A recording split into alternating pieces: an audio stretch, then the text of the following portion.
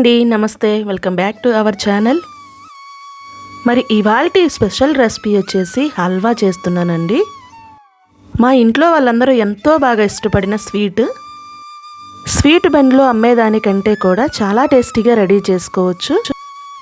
నోట్లో వేసుకోగానే కమ్మగా ఉండి వేళ్ళు కూడా నాకే అంత టేస్టీగా ఉంటుంది. ఎంత వంట రాని వారైనా సరే ఈ పద్ధతిలో ఒకసారి ట్రై చేశారంటే పర్ఫెక్ట్గా రెడీ అవుతుందండి. ప్రాసెస్ చూసే ముందు మన ఛానల్ని సబ్స్క్రైబ్ చేయండి, పక్కనే ఉన్న ఆల్ బటన్ని ఆన్ చేసుకోండి.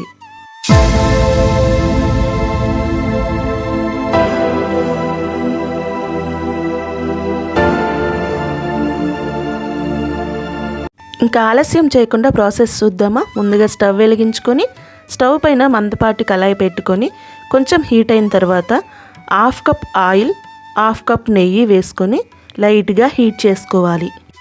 అవి లైట్గా హీట్ అయిన తర్వాత 1 కప్పు వరకు ఆటా గోధుమ పిండి వేసుకోవాలి. స్టవ్ని లో ఫ్లేమ్లోనే ఉంచుకొని పిండి ఉండలు కట్టకుండా కంటిన్యూగా కలుపుతూ రెడ్ అండ్ బ్రౌన్ కలర్లో వచ్చేంత వరకు కూడా దగ్గరే ఉండి వేయించుకోవాలి. ఈ స్వీట్ మీకు పర్ఫెక్ట్గా రెడీ అవ్వడం అనేది మీరు కలిపే విధానం పైన ఆధారపడి ఉంటుంది. కొంచెం వదిలేసినా కూడా మీకు మాడిపోతుంది. సో దగ్గరే ఉండి సిమ్లో పెట్టి జాగ్రత్తగా కలుపుతూ వేయించుకోవాలి. కొంతసేపటి తర్వాత పిండి మనకిలా లూజ్గా తయారవుతుంది. చూడండి, ఇక్కడ మనకి లైట్గా కలర్ మారినట్లు కనిపిస్తుంది కదా.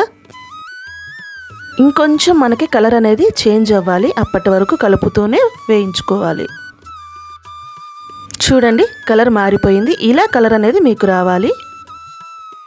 ఆ తర్వాత 1 కప్పు వరకు షుగర్ని యాడ్ చేసుకోవాలి. ఇప్పుడు ఒకసారి ఒక 2 మినిట్స్ వరకు కలుపుతూనే ఉండాలి, షుగర్ మనకి పిండిలో కలిసిపోయేంత వరకు. తర్వాత కాచి చల్లార్చిన పాలు 1 కప్పు యాడ్ చేసుకోవాలి.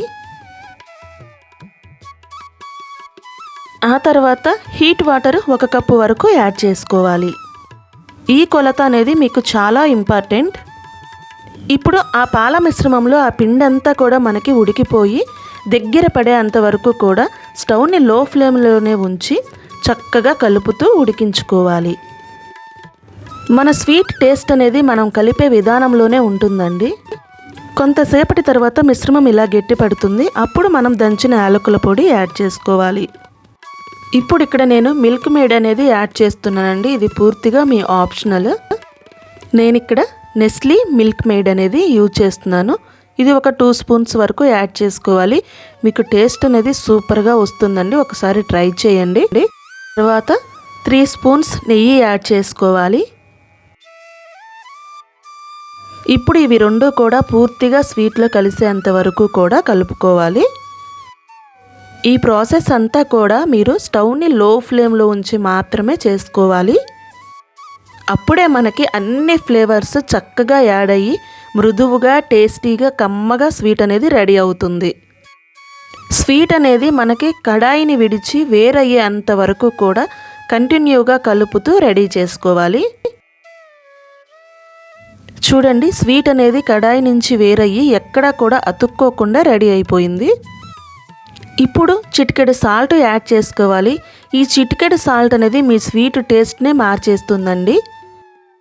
తర్వాత తురుముకున్న బాదం పొడిని వేసుకొని సాల్ట్ బాదం పొడి బాగా మిక్స్ అయ్యేంత వరకు ఒక 2 మినిట్స్ వరకు కలుపుకోండి.